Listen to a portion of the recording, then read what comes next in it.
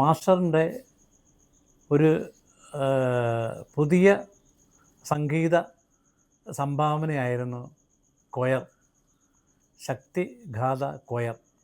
ശക്തിഗാഥ എന്ന് പറയുമ്പോൾ ശക്തിയുടെ ശബ്ദം ഒരുമിച്ച് ചേർന്നുള്ള ശബ്ദശക്തിയുടെ, അതാണ് മാസ്റ്റർ ആ കൊയറിന് പേരിട്ടത്. അത് ONV സാറാണ് ആ പേരിട്ടത്. ശക്തിഗാഥ എന്ന പേര് ഇട്ടത് ONV സാറായിരുന്നു. അപ്പോൾ ഈ ശക്തിഗാഥ കൊയർ എനിക്ക് തോന്നുന്നു 97-ലാണെന്നാണ് തോന്നുന്നു തുടങ്ങിയത്. അതിൻ്റെ ഒരു സംഭവം എങ്ങനെയാണെന്ന് വെച്ചാൽ, എൻ്റെ തുടക്കം മാസ്റ്റർ കരമനയിൽ വീട്ടിലിരിക്കുമ്പോൾ കൊല്ലത്ത് മാസ്റ്ററിൻ്റെ അയൽവാസിയായ സോമു എന്നാണ് മാസ്റ്റർ സ്നേഹത്തിൽ വിളിക്കുന്നത്. അവരങ്ങനെ കഴിഞ്ഞ് വന്നിരുന്ന 2 വീട്ടുകാരായിരുന്നു. തോമസ് ഐസക് എന്നാണ് അദ്ദേഹത്തിൻ്റെ ഔദ്യോഗിക നാമം. അദ്ദേഹവും മകനും കൂടെ, മകൻ്റെ പേര് ഐസക് എന്നാണ്. ഇപ്പോൾ അവർ ഷാലോം ക്ലിനിക്കൽ ലബോറട്ടറി എന്ന് പറയുന്ന കൊല്ലം ഫാത്തിമ കോളേജിനടുത്തുള്ള ഒരു ലബോറട്ടറി നടത്തുവാണ്, ക്ലിനിക്കൽ ലാബ്. അപ്പോൾ ഈ തോമസ് ഐസക് അവിടെ വരികയും മാസ്റ്റർ അപ്പം എൻ്റെ അടുത്ത് പറഞ്ഞിട്ട് ഇന്ന ആളാണ് വരുന്നത്. അപ്പോൾ മാസ്റ്റർ ഇവനും കൊല്ലക്കാരനാണെന്നൊക്കെ പറഞ്ഞ് പരിചയപ്പെടുത്തി.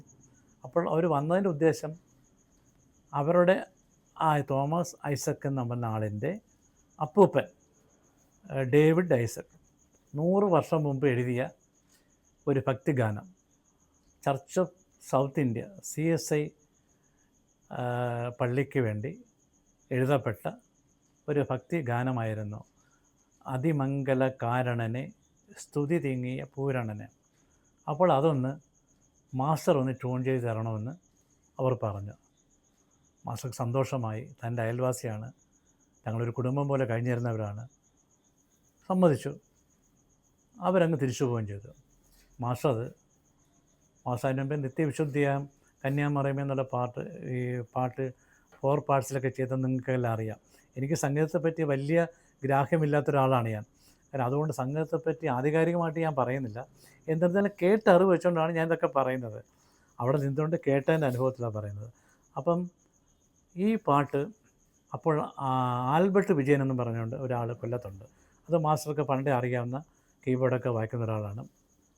അദ്ദേഹത്തിൻ്റെ മകനിപ്പം മ്യൂസിക്കൊക്കെ ചെയ്യുന്നുണ്ട്, റെക്സ് വിജയൻ എന്ന് പറയുന്ന.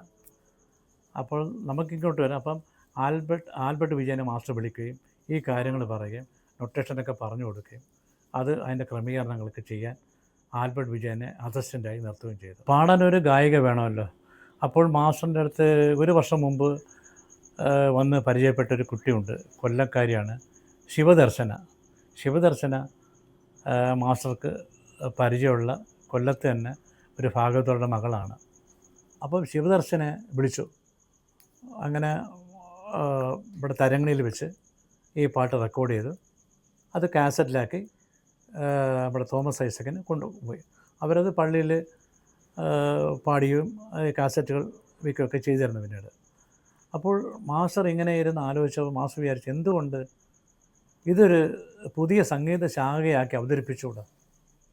അപ്പോൾ മാസ്റ്റർ സിനിമാ സംഗീതമൊക്കെ വിട്ടു നിൽക്കുന്ന ഒരു കാലഘട്ടം, എന്തുകൊണ്ട് തുടങ്ങിക്കൂടാ? ഈ 4 പാർട്സ് വെച്ചിട്ട് ഇങ്ങനെ ഉണ്ട്. കൊയറുണ്ട്, അന്ന് പള്ളികളിലൊക്കെ അവതരിപ്പിക്കുന്നുണ്ട്, എല്ലാ പള്ളികളിലും ഉണ്ട്, അല്ലാതെ കൊയർ വേറെയുണ്ട്.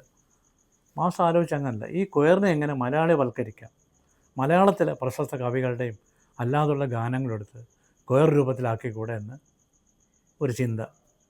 അപ്പോൾ മാസ്റ്റർ ഓമനക്കുട്ടി ടീച്ചറിനോടും പുഷ്പ ടീച്ചറിനോടും ഒക്കെ പറഞ്ഞിട്ട് കുറച്ച് കുട്ടികളെ വേണമെന്ന് പറയും. അങ്ങനെ പറഞ്ഞു.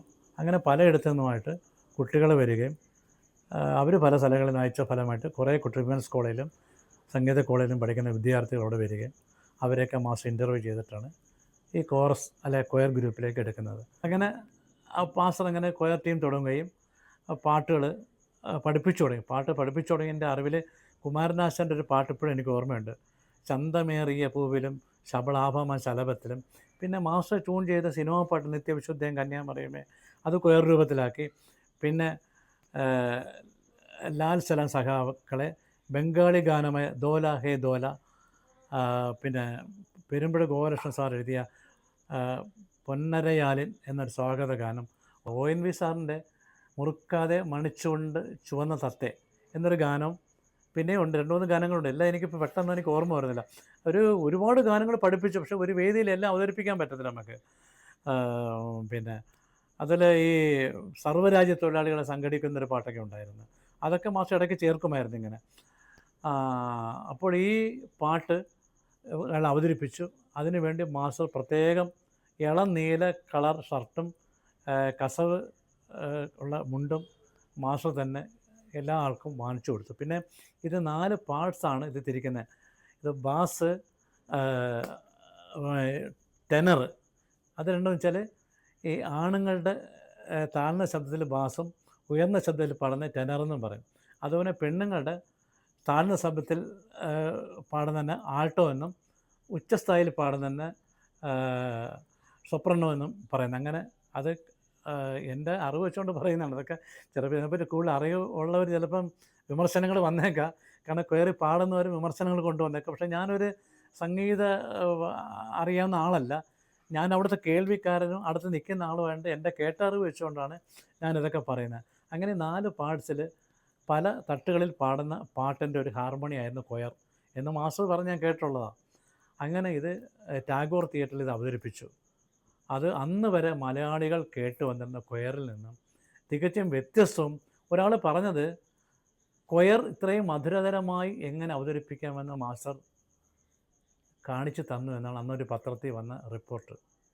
അതിനുശേഷം പ്രോഗ്രാമുകളൊക്കെ ഒരുപാട് കിട്ടി അവർക്ക്. ഈ കുട്ടികളും മാസ്റ്ററോട് വല്ലാത്തൊരു ബന്ധമായിരുന്നു. ഒരു ഗുരുകുല വിദ്യാഭ്യാസം പോലെ 1.5-2 വർഷക്കാലം ഇത് പരിശീലിച്ചെടുത്തു. അത്ര കഠിനമായിട്ട് ഉള്ള അധ്വാനമായിരുന്നു. അതാണ് മാസ്റ്ററിൻ്റെ ഒരു കഠിനമായിട്ടുള്ള തീവ്രയജ്ഞം ഞാൻ അന്നാണ് അവിടെ കാണുന്നത്. ഈ കുട്ടികളെ പരിശീലിപ്പിച്ചെടുത്ത് വലിയൊരു വേദിയിൽ വെച്ചാണ് ഇതെല്ലാം മാസ്റ്റർ സ്വന്തം കയ്യിലെ പൈസ ചിലവാക്കി ചെയ്യുന്ന.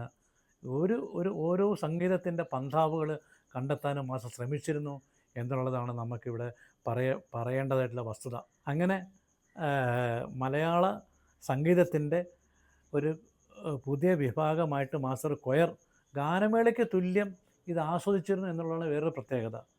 ഇവിടെ നമ്മളുടെ EMS അക്കാഡമി ഉദ്ഘാടനത്തിന്, CITU സമ്മേളനത്തിന്, കൊല്ലത്തെ പത്രപ്രവർത്തകരുടെ സമ്മേളനത്തിന്, തൃശ്ശൂരിൽ നമ്മുടെ അഡ്വക്കേറ്റ് കൃഷ്ണനാരായണൻ്റെ നേതൃത്വത്തിൽ ഒരു സംഘടനയുണ്ടായിരുന്നു.